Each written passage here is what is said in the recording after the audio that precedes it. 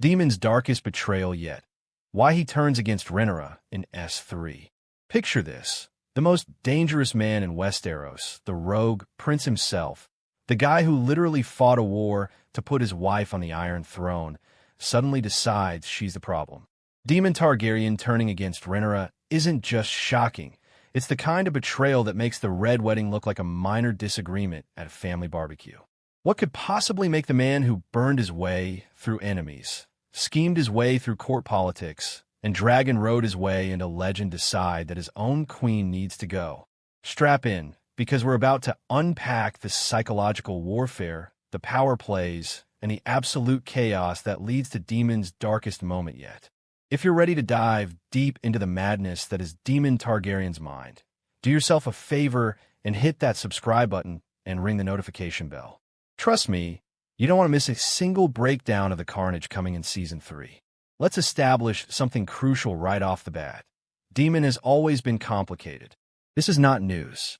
The man crowned himself king of the Stepstones with a helmet made from a dead crab, married his niece, and solved problems by throwing money at assassins. But here's the thing, everything he did, every morally questionable decision, every act of violence, it all served one ultimate goal: putting a Targaryen he believed in on the throne. That Targaryen was Rhaenyra. So what changes? What breaks the bond between the rogue prince and his Black Queen so completely that betrayal becomes not just possible, but inevitable? The seeds of this betrayal were planted way before Season 3, and if you weren't paying attention, you missed them. Remember Harrenhal? That cursed pile of melted stone where Daemon spent half of Season 2 having fever dreams and arguing with ghosts? That wasn't just filler content to keep Matt Smith on screen, though we're not complaining about that.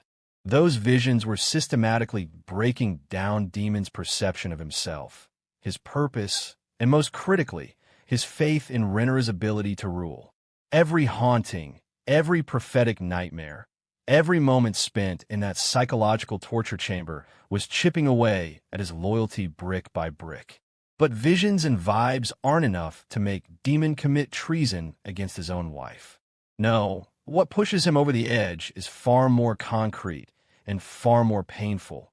Rhaenyra stops listening to him.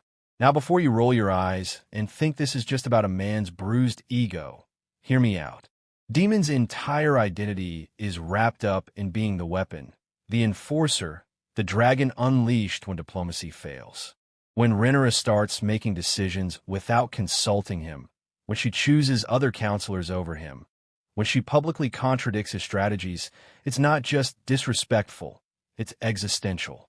Who is Daemon Targaryen if he's not the feared right hand of the throne? Just another prince with a dragon and a bad attitude, and that's not enough for him. Here's where it gets deliciously complicated. Rhaenyra isn't wrong to distance herself from Daemon's counsel.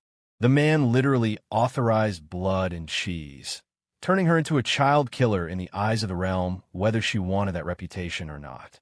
His solutions to problems usually involve fire, blood, and consequences she has to deal with while he flies off on car axes looking dramatic. She's trying to be a queen, a legitimate ruler who makes measured decisions, and Daemon is fundamentally incapable of measured. He's a sledgehammer in a world that sometimes needs a scalpel, and Rhaenyra finally realizes it. The tragedy? Daemon realizes it too, and instead of accepting this reality, he rejects it violently. Now let's talk about what we're expecting to see in Season 3 based on Fire and Blood and the trajectory the show has set up. The taking of King's Landing should be Rhaenyra's moment of triumph, right? She finally sits the Iron Throne her father promised her. Except it's not triumphant at all. It's messy, it's bloody, and the city she conquers hates her. The small folk are starving, the treasury is empty, and everywhere she looks there are problems that can't be solved with dragons. And Daemon? He's watching her struggle, watching her make compromises he would never make, watching her fail to live up to the legend he built in his head. That's when the real poison starts seeping in.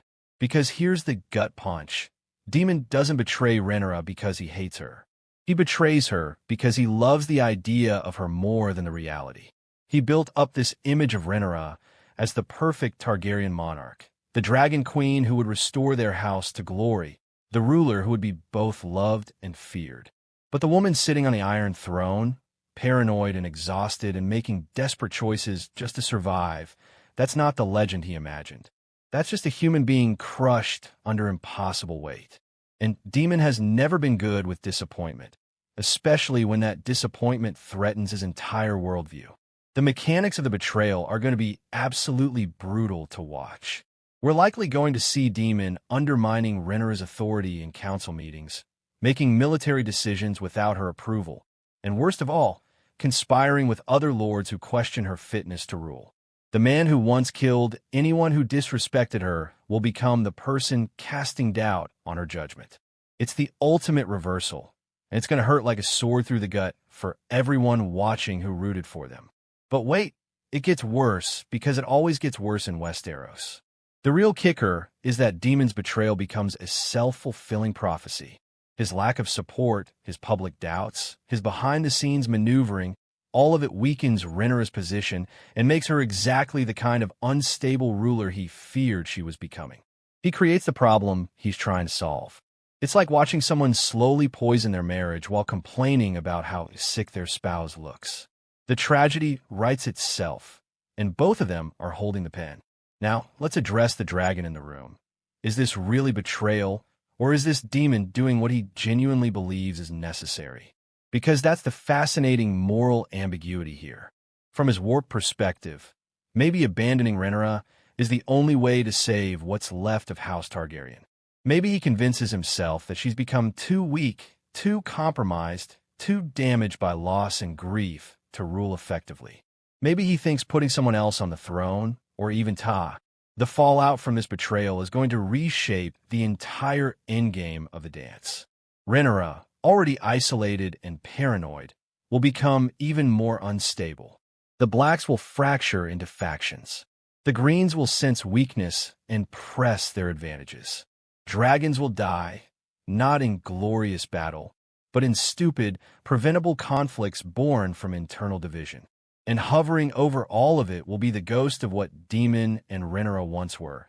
Partners, lovers, the power couple that should have conquered Westeros together.